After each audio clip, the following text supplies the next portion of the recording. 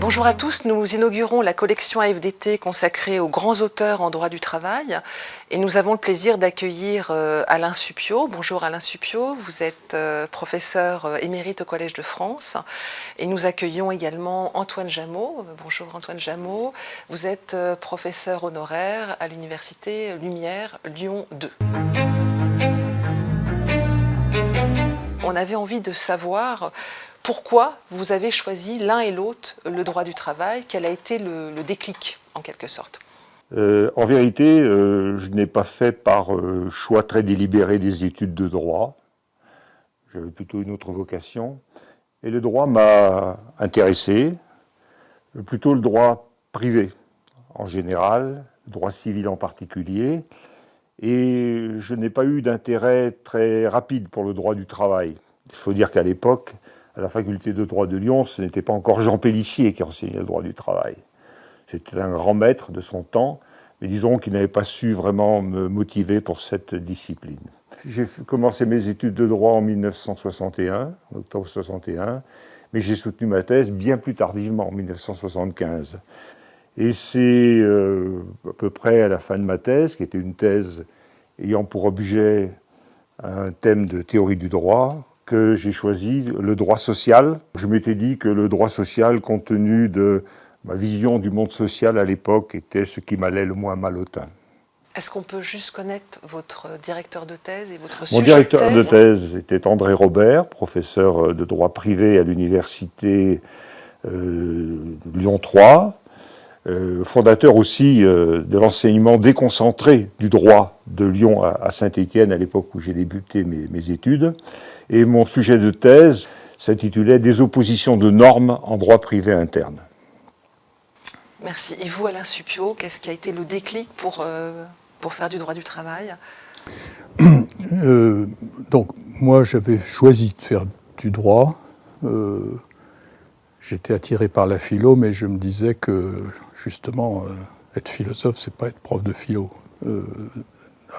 Et le droit était une zone inconnue pour moi à la fin des études secondaires, puisque pendant ces études, on n'entend pas parler du tout de droit.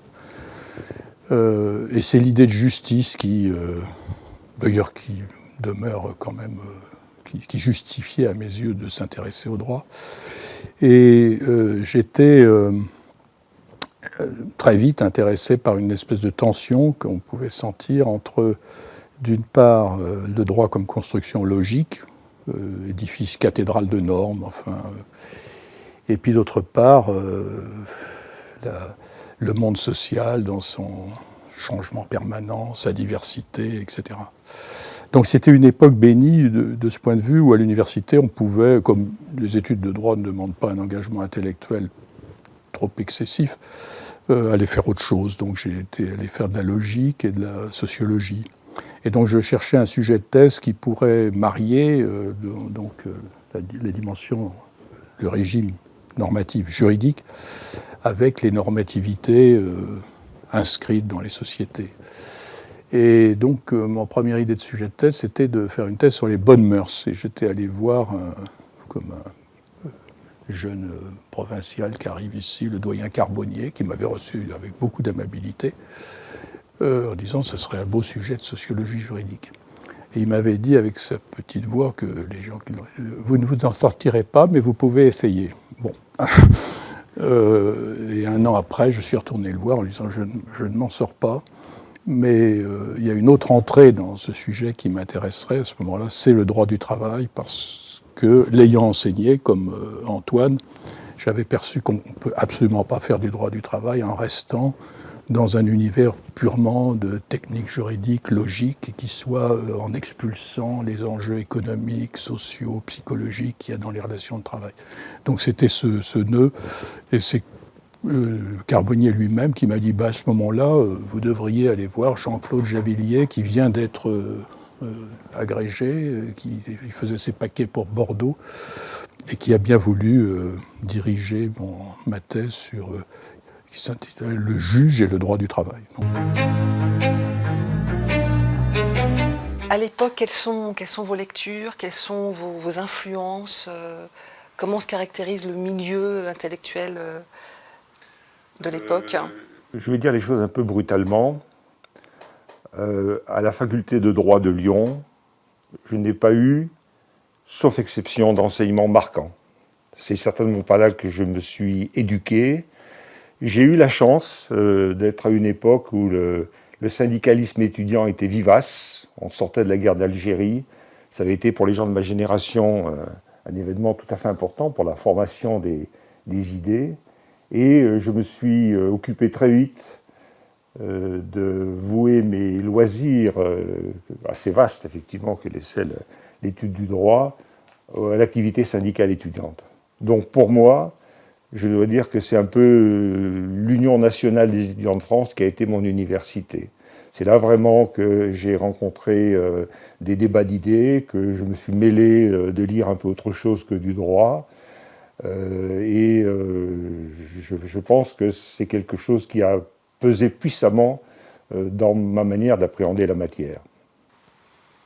Et vous, Alain Supiot? Moi, mai 68, je suis désolé, c'est comme évoquer la guerre de 14, mais donc j'étais en deuxième année de droit, et bon, c'était un moment quand même très important où on pensait qu'on pouvait tout remettre en cause.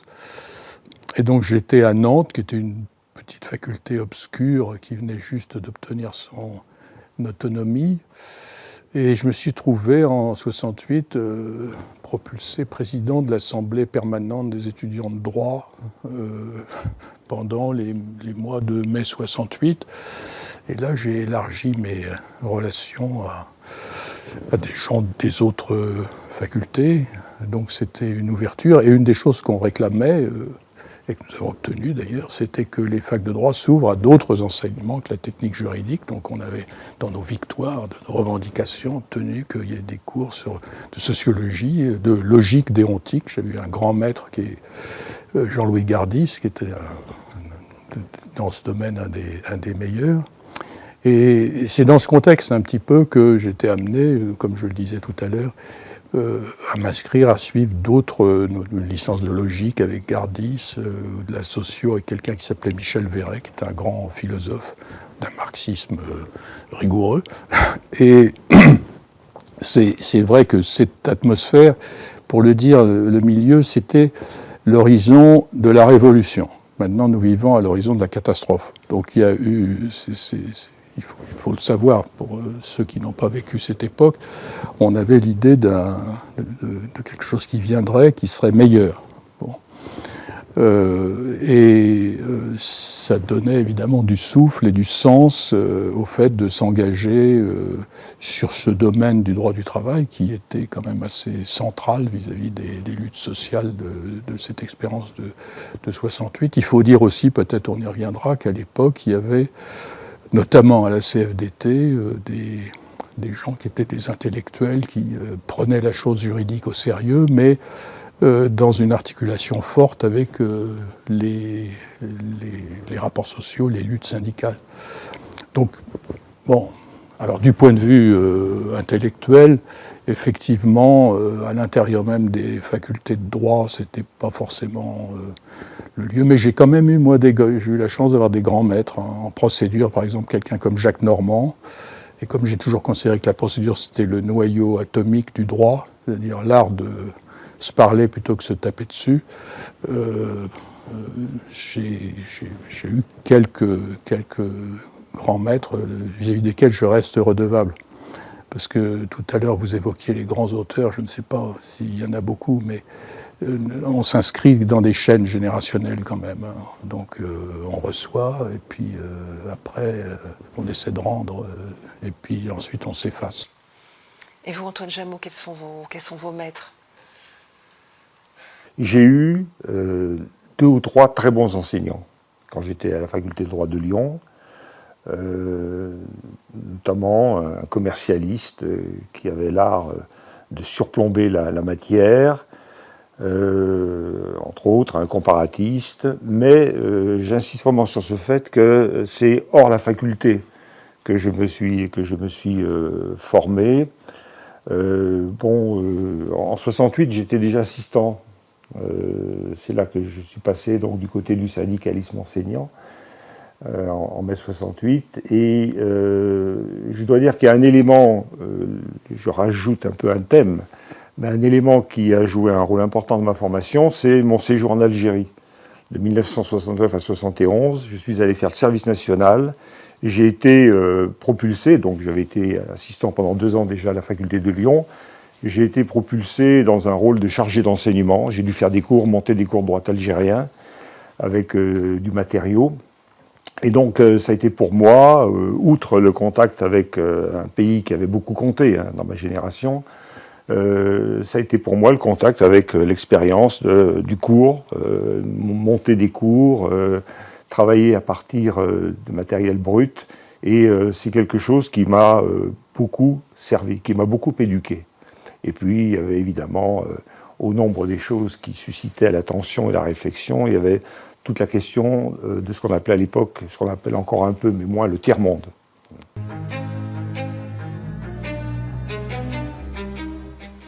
Alors, le droit du travail à l'époque n'est pas considéré, sauf erreur de ma part, comme une discipline noble par rapport au droit civil. Et comment vous décriveriez le milieu du droit du travail? Quels étaient les acteurs, les grands profs de droit du travail, les syndicalistes? Tout à l'heure, vous avez parlé un peu du conflit des logiques. Enfin, on sentait que vous vouliez Jean-Paul Murcier, la CFDT, donc les syndicalistes, les grands avocats, les grands procès, les grands combats.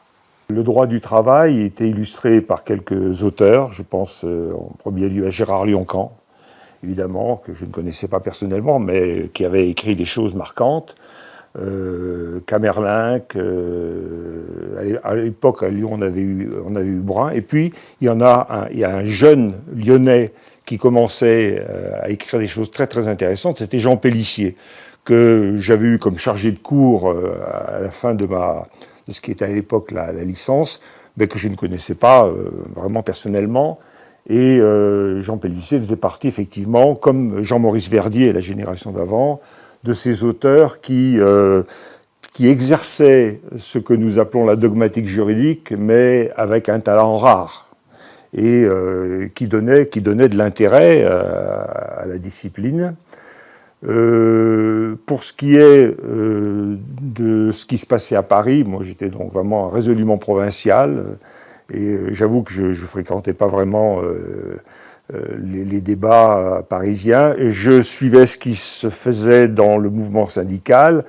J'étais d'ailleurs à l'époque militant de la CFDT, SGAN CFDT, donc ça aidait évidemment à s'intéresser à ça. Et ce qui se passait au-delà, pour moi, était un peu lointain. Mais le droit du travail, c'était, je crois vraiment, on peut le dire à l'époque, Gérard Lioncan surtout, qui marquait, qui dominait par sa stature.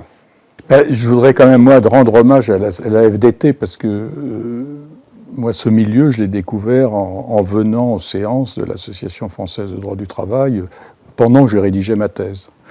Et d'ailleurs, le président de l'époque était Jean-Maurice Verdier, qui était aussi une grande figure du droit du travail, m'avait même proposé de prendre en charge 2 ou 3 de mes déplacements, parce qu'il avait dit, c'est vrai, il faudrait que tes doctorants puissent venir même de province, puisque quelque chose existe au-delà du périphérique, qui est la province, donc ça serait bien.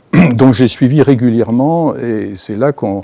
La FDT est une association où on rencontrait à la fois justement des grands syndicalistes, il y avait des représentants du patronat, de l'UMM, qui s'intéressaient beaucoup au sujet, et puis on assistait à des débats entre, par exemple, Gérard Lioncan et Nicole Catala, ou avec Verdier. Donc ça permettait de situer un peu les enjeux du débat intellectuel, qui était très vif à l'époque, puisque c'était l'époque où effectivement la CFDT s'était emparée du droit comme un terrain de lutte, et notamment de la jurisprudence. Donc il y avait aussi l'intervention d'un certain nombre de hauts magistrats, il y avait la figure de Jean Larocque dans le milieu. Donc ça, ça a été trop formateur. Vous interrogez tout à l'heure sur les grands auteurs. Pour moi, Carbonnier, c'est quand même resté un modèle, notamment un modèle d'écriture, c'est-à-dire la profondeur ne suppose pas nécessairement l'obscurité. Et puis aussi, chez Carbonnier, il avait cette façon de mettre toujours le texte en contexte, hein, puisque c'est lui l'inventeur de la formule des Thémis, où il y a la partie proprement dogmatique, et puis ensuite il y a un état des questions, je ne sais plus comment ça s'appelle, avec les passerelles qui vont vers d'autres disciplines. Et je dois dire que c'est lui, parce que c'est un homme, on sentait qu'il vivait dans une sorte de jubilation intellectuelle et qui donnait envie de faire ce métier. Parce qu'au fond, je pense qu'entre 18 et 22 ans se noue une sorte d'échelle de valeur et du désirable. Alors on peut se dire, je veux plein de pognon, je veux du pouvoir. Et quand on croisait quelqu'un comme Carbonnier, on se disait, non, ce qui est intéressant, c'est quand même de passer sa vie à lire, écrire, réfléchir et enseigner. Et en ce qui me concerne, c'est un choix que je n'ai jamais regretté. Est-ce qu'on peut parler du mouvement critique du droit? Comment ça vous a influencé? Alors là, on passe sur un autre registre. Le mouvement critique du droit, c'est l'affaire d'un petit groupe dont j'étais. Un groupe qui est né en fait du syndicalisme enseignant chez les juristes et les politistes lyonnais, un groupe extrêmement minoritaire, assez marginal, qui avait commencé à se constituer en mai 68 à la faculté de droit de Lyon autour d'une section SNES Sup, qui ensuite a subi les vicissitudes de la partition de l'université de Lyon entre Lyon 2 et Lyon 3. Et dans les années 73-74, subsistait une sorte de petit réseau de discussion. Nous étions deux de Lyon 3, un publiciste et puis moi qui était le seul privatiste de l'équipe.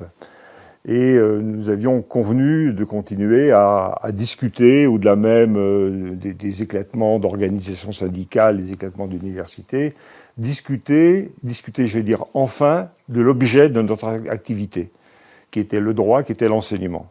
Donc, nous avions un petit groupe de discussion dans lequel nous avions entrepris de travailler, de lire, de travailler, de débattre sur le droit, ce que faisait le droit dans le monde social et comment on pouvait peut-être envisager des évolutions de la manière de l'enseigner, puisque c'était notre préoccupation première quand même.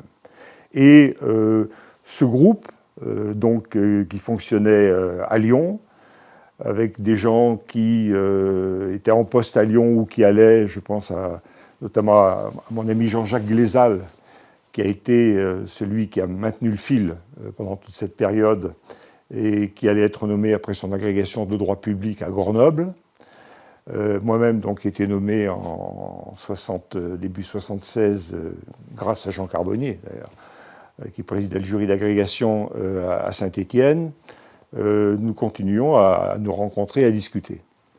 Et à la même époque, quelqu'un que j'avais connu, arrivé jeune agrégé en Algérie, Michel Miaille, avait publié, à partir d'un enseignement auquel j'aurais dû être associé si j'étais resté en Algérie d'ailleurs, publié un ouvrage intitulé « Une introduction critique au droit » chez Maspero, qui était l'éditeur militant, évidemment, par excellence à l'époque. Et lorsque Michel Miaille est rentré d'Alger à Montpellier, nous lui avons fait signe de se joindre au petit groupe lyonnais.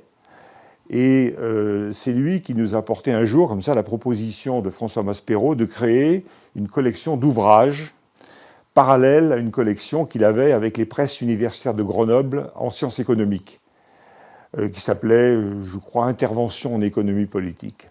Et donc, l'idée nous est venue de créer peut-être une collection d'ouvrages critiques du droit. Et nous avons formalisé notre groupe.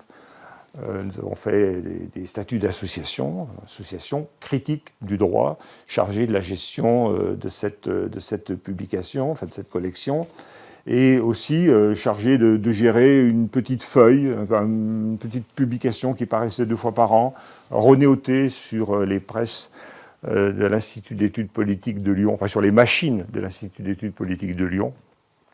et dans lequel d'ailleurs j'ai fait mon premier article de ce qui allait devenir un peu mon point de vue sur le droit du travail. Et critique du droit, donc, est une aventure qui a duré peu d'années finalement, hein, de 1960, je dirais de 1975-76 à 1983-84, voilà, et qui a eu la prétention, l'ambition de bouleverser un peu, enfin de provoquer à la discussion dans les facultés de droit sur ce qui était le droit en général et sur les conditions de son enseignement. Mais bon, je pense que nous avons laissé un peu en dehors de notre débat des collègues qui auraient pu y participer très, très utilement. Je pense par exemple à Alain Supiot. Mais bon, ça c'est une autre histoire. C'était aussi au fait que nous n'étions pas dans la même région. Ça a été très régional. La critique du droit, c'est vraiment créé en Rhône-Alpes. C'était autour de Lyon, Saint-Étienne, Grenoble, ensuite extension sur Montpellier, sur Nice aussi. Mais nous avons eu plus de difficultés à déborder sur Paris. À Paris, nous avons quand même été accueillis pour une réunion publique à la faculté de droit de Paris, pardon, par Gérard Lioncan, par Daniel Lochac, Jacques Chevalier, bon, ou des gens comme Giraud de la Pradelle, par exemple, qui s'étaient intéressés à notre aventure. C'est un mouvement qui a publié quelques ouvrages, qui a publié quelques numéros de revue. Bon, j'ai entendu un jour un professeur brésilien dire que c'était le mouvement le plus remarquable surgi ces dernières années. Il parlait en 1981. J'avoue que je me suis un peu pincé lorsque j'ai entendu ça. Je pense que notre mouvement n'a pas été vain, a permis de secouer quelques idées, mais en tout cas, il n'a pas eu l'impact qu'il ambitionnait d'avoir, c'est clair. Et c'est à ce moment-là que vous écrivez le droit capitaliste du travail? Oui, c'est-à-dire que dans notre petit groupe, lorsque nous avons lancé la revue Procès, mes camarades m'ont dit, bah, écoute, toi tu fais du droit du travail, je venais de me mettre au droit du travail il y a 2 ou 3 ans, hein, tu vas t'occuper de ce domaine-là. Donc j'ai commis un premier article, droit du travail et ou droit du capital, que j'ai envoyé à Gérard Lioncan, parce que j'avais lu évidemment l'article fondateur qu'il avait écrit en 1951. Il a réagi très positivement, a demandé à prendre contact, tout ça, m'a convié.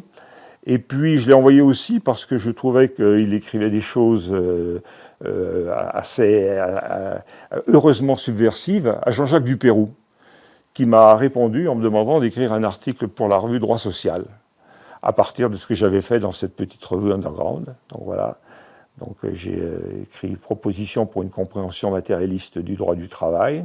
Et puis on avait lancé la collection, on a fait un ouvrage manifeste, avec notamment la collaboration d'un collègue, hélas trop tôt décédé, que j'avais connu au concours d'agrégation, comme quoi ça n'a pas que des mauvais aspects, le concours d'agrégation, c'est Michel Jantin. Nous avons fait donc cet ouvrage manifeste pour une critique du droit. Et puis, nous avons publié des ouvrages de droit constitutionnel, etc. Et puis, j'ai proposé aux personnes intéressées de se réunir pour faire quelque chose que nous avons intitulé finalement le droit capitaliste du travail. Parmi ces personnes, Gérard Lioncan avait demandé à en être. Alain Supiot, comment vous vous êtes inscrit par rapport à ce mouvement? Alors, je dois dire que c'est un mouvement qui a vraiment, au-delà de la région Rhône-Alpes, qui faisait souffler un vent nouveau sur les facultés de droit. Si vous voulez, le monde des juristes, bon, je dirais, il y a la science normale, au sens de Thomas Kuhn, donc ça remonte pour des raisons historiques, hein, ça remonte à la période médiévale, mais les juristes se sont dit, nous on est des plombiers zingueurs, on s'occupe d'une machinerie complexe, à quoi ça sert, pourquoi, c'est pas notre problème. Nous, il ne faut pas qu'il y ait de fuite, il faut qu'il y ait des créances, des dettes qui circulent. Alors au Moyen-Âge, on disait allez voir les théologiens pour savoir à quoi ça sert. Après, on a dit allez voir les philosophes. Puis après, on a dit allez voir les sociologues. Aujourd'hui, on dit allez voir les économistes, voir les biologistes, je le crains. Et donc, critique du droit, c'est un mouvement qui, justement, réinsérait le texte dans des contextes. Donc, de ce point de vue, je me sentais en parfaite sympathie avec la démarche intellectuelle. Je viens d'une région qui est celle de Pelloutier, fondateur des Bourses du Travail, qui a été beaucoup marqué par l'anarcho-syndicalisme. Et pendant les événements de 68 que j'évoquais, moi j'étais plutôt proche, disons, de ce qu'on appelait à l'époque les situationnistes. Et on passait pas mal de temps à se moquer de ce qui nous paraissait être le nouveau clergé, maoïste, trotskiste, qui a évolué de façon très bien dans la société. En général, les maoïstes sont devenus banquiers et les trotskistes sont rentrés au PS, donc ils ont fait des carrières. Après, ils ont prouvé leur capacité d'adaptation et leur intelligence politique. Mais, si vous voulez, la réduction du droit à un instrument de domination m'a toujours paru une simplification qui empêchait de penser ce dont on parlait. Et donc, comme j'avais beaucoup d'intérêt, de lecture en revanche, sur l'anthropologie, notamment déjà à l'époque, des auteurs comme Mauss, donc ça rendait encore plus intéressant la discussion avec les collègues de critique du droit, parce que ce qui est intéressant à l'université, c'est d'être avec des gens qui ne pensent pas pareil, parce qu'autrement, on s'ennuie, quoi, quand même, vous voyez. Donc, moi, je me sens encore redevable vis-à-vis de ce mouvement. On serait très heureux si on voyait aujourd'hui, dans les générations de juristes, surgir des mouvements qui se remettent à vouloir tout repenser. Qu'est-ce qu'on enseigne? Pourquoi? Quelles sont les fonctions du droit face aux problèmes du moment? Et pas seulement la course au dernier arrêt, vous voyez. Alors peut-être, vous avez parlé de Goutelas, du château de Goutelas, Goutelas en forêt, qui est un lieu que vous fréquentez. Vous avez beaucoup fréquenté, Antoine Jameau. Est-ce que vous pouvez nous dire ce qui s'est passé à Goutelas en forêt? Oh bien, oui, enfin c'est un peu utile à la marge de notre entretien, mais bien volontiers, parce que Goutelas en forêt, c'était une ruine dans les années 60, qui a été redressé, relevé par le concours de gens qui étaient des paysans, des syndicalistes ouvriers et des intellectuels, plus spécialement des avocats d'ailleurs, des avocats lyonnais, notamment évidemment au premier rang desquels Paul Bouchet, avocat travailliste connu et au cœur de certaines affaires emblématiques de droit du travail des années 60-70. Et à Goutelas en forêt, c'est un lieu de réunion. Moi, je me suis trouvé engagé dans cette aventure parce que j'étais en poste à Saint-Étienne et que Goutelas, c'est près de Saint-Étienne, dans le département de la Loire. Donc voilà, Paul Bouchet et ses amis m'ont engagé à me joindre à eux. Et j'ai pensé qu'il était intéressant de se servir de ce lieu, qui est un lieu de discussion, un lieu en plus agréable, un lieu chargé d'histoire notamment littéraire. Et on a organisé la première manifestation qui touchait le droit du travail. C'est en 1977, celle à laquelle Alain faisait allusion à l'instant. C'était une invitation lancée par Jean Pélissier, Jean-Claude Javillier et moi-même aux universitaires travaillistes de se réunir à Goutelas pour débattre de questions d'actualité. Et c'est comme ça que Alain Supiot m'avait contacté pour connaître sa route et que je l'avais invité à suivre le fleuve Loire, remonter le fleuve Loire jusqu'à la plaine du Forêt. C'était une rencontre marquante à laquelle avait assisté Hélène Sinet, notamment Jean-Maurice Verdier, évidemment, et qui avait marqué, en fait, c'était la première manifestation de juristes travaillistes, de juristes universitaires travaillistes à Goutelas en forêt. Il y en a eu quelques autres par la suite, mais ça a été la première. Alors pour terminer, est-ce que vous avez regretté d'avoir choisi le droit du travail? En aucun cas. Si. Non, en aucun cas. C'est une matière passionnante. Je me rappelle justement d'une conversation avec Gérard Lioncan. Ça doit remonter, c'était dans les années 92-93. Et je lui disais, j'essaie d'écrire un petit texte, je voudrais que ce soit ma lettre d'adieu au droit du travail, en me disant que j'allais passer à autre chose. Je me disais, j'écris une lettre d'adieu au droit du travail. Alors c'est devenu un petit livre qui s'appelle Critique du droit du travail. Et Gérard Lioncan m'avait dit, ne dites pas ça, c'est une matière qui se renouvelle en permanence, c'est passionnant. Vous ne trouverez pas autant d'intellectuels ailleurs. Et je pense qu'il avait raison, même si à l'époque, ce qui tranchait dans ce milieu des travaillistes, par comparaison avec les autres disciplines, je crois, c'est justement la vitalité de ce milieu intellectuel, qui était un lieu aussi de controverse. Je ne crois pas qu'à l'époque, il ait existé la même chose parmi les commercialistes, par exemple, ou même les civilistes. Même s'il y avait, tu as rendu tout à l'heure, tu as évoqué la mémoire de Gentin, c'est quelqu'un à qui je dois beaucoup, mais il était quand même très isolé dans le milieu des commercialistes. Il n'y avait pas l'équivalent de cette espèce de bouillon de culture qu'on a pu avoir en droit du travail. Je ne regrette rien non plus. Enfin, j'ai fait du droit du travail parce que je pensais que la discipline me permettrait de trouver une insertion digne, compte tenu de mes visions du monde et de mes activités par ailleurs, dans le milieu des facultés de droit.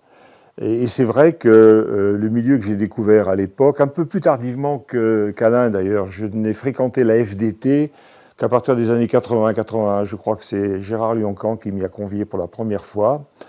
Et c'est vrai que j'ai trouvé là un milieu extrêmement vivant, où il y avait de la controverse, voire de la polémique.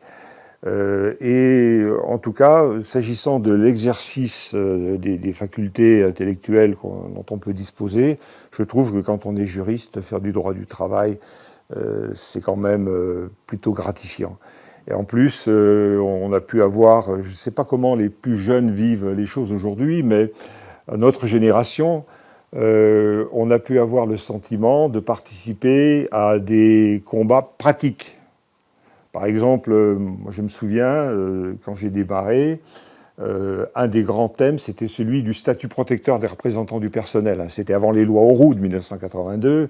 C'était à l'époque où il y avait des prises de position argumentatives vives d'Hélène Sinet, de Gérard Lioncan, de Jean-Maurice Verdier, de Jean Pélissier sur le statut protecteur notamment. Et c'est vrai que se mêler, être précipité dans ces débats, c'était extrêmement stimulant. C'était stimulant intellectuellement, on devait vraiment argumenter, raisonner, raisonner en tenant compte d'éléments extra-normatifs, bien entendu, et on avait le sentiment de participer à un certain nombre de luttes, entre guillemets, enfin des luttes juridiques, dans le sens d'ailleurs qui était illustré, comme l'a évoqué tout à l'heure Alain, par le service juridique confédéral à l'époque de Jean-Paul Murcier. Et très franchement, donc je suis allé jusqu'à la retraite en faisant principalement du droit du travail, et non, rien de rien, je ne regrette rien. Je voudrais peut-être juste ajouter une chose, parce que c'est une question que vous avez posée tout à l'heure, Françoise. Dans la hiérarchie des valeurs de dignité des disciplines, le droit du travail se situe presque au bas, un peu avant le droit de la sécurité sociale, qui lui est quasiment il y a très peu de thèses en droit de la sécurité sociale. Alors que c'est un lieu absolument nodal sur ce qu'ont été les transformations d'organisation de la société dans la seconde moitié du XXe siècle. Quelqu'un comme Dupérou l'avait parfaitement compris, cet aspect absolument central. Ou quelqu'un comme Michel Foucault, qui s'est beaucoup intéressé à la Sécu. Mais dans les facultés de droit, le social, c'était vraiment pas ce qui était... et je pensais que c'était propre aux facultés de droit, puis je me suis aperçu que c'était la même chose dans d'autres milieux, notamment à l'occasion d'un petit contrat de recherche que j'avais fait sur les problèmes de vulgarisation du droit du travail, c'est-à-dire la diffusion de la connaissance des règles. C'était un sujet qui...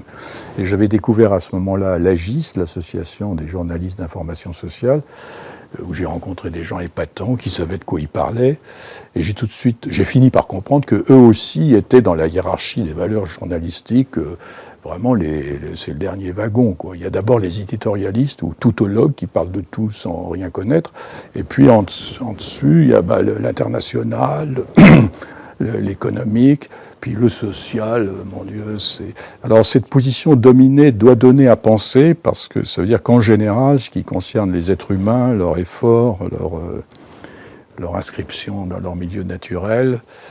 Ça a moins de prestige encore dans notre société que ce qui a à voir avec l'argent, tout ce qui est le droit économique, ou bien dans le cas du droit international privé, par exemple, où le droit est saisi dans une abstraction qui est proche on a la même satisfaction qu'à faire des maths, si vous voulez. C'est-à-dire on peut oublier les enjeux sociaux, ce qui n'est pas possible, c'est pour ça que je termine par où j'ai commencé tout à l'heure, c'est absolument pas possible quand on fait droit du travail d'ignorer les enjeux sociaux de la matière. Alors que si vous faites, je crois, ça ne veut pas dire qu'il n'y ait pas d'enjeux sociaux dans le droit international privé, mais on peut le pratiquer en les laissant complètement de côté. C'est peut-être ça la source de l'impureté du droit du travail, c'est que justement il ne peut pas se replier complètement sur lui-même. Il y a aussi le fait que la discipline qui en est l'étude est assez jeune et qui a mis du temps à percer dans la configuration même des enseignements universitaires et puis dans la configuration du parcours professionnel. Enfin, je pense qu'il n'y a pas si longtemps que ça que le droit social fait partie des...